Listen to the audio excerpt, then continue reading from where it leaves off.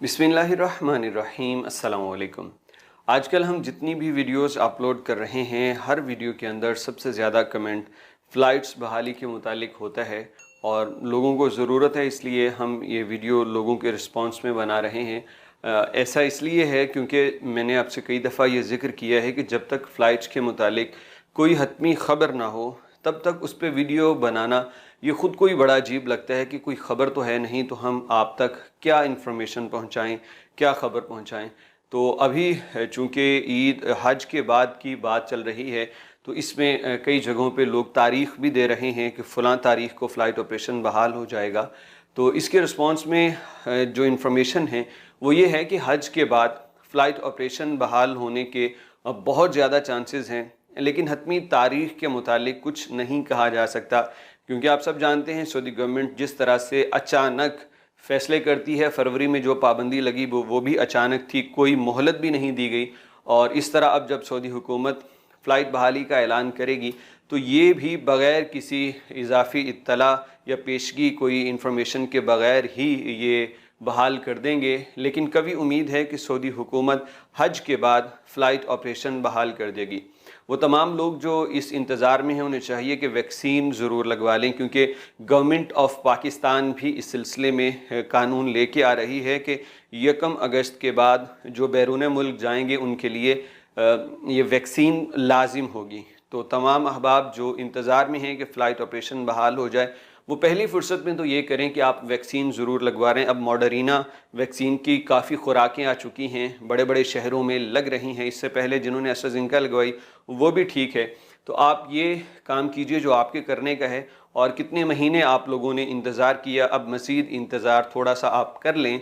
हमारे लिए कोई मुश्किल नहीं है। आप यकीन कीजिए कि हम हर दूसरे दिन इस पे वीडियो बना दें, और इस पे कोई इन्फॉर्मेशन छोटी सी भी मिल जाती है तो उस पर वीडियो बनाना आप जानते ही हैं, हम यूट्यूबर्स के लिए बहुत आसान है। उस पर पूरा हम स्क्रिप्ट तैयार करके वीडियो बना देते हैं। लेकिन जब ख़ुद अपने दिल को ही तसल्ली नहीं है कि यार ये फ़्लाइट के मुतालिक कोई ऐसी मालूमात तो है नहीं जो आपको फ़ायदा पहुंचाती हों या फिर कोई वाज़े हमें उम्मीद दिलाती हों, लिहाजा हम इस पे वीडियो इसलिए नहीं बना रहे थे आपके कमेंट्स के बावजूद कि कोई इन्फॉर्मेशन अभी तक भी नहीं है।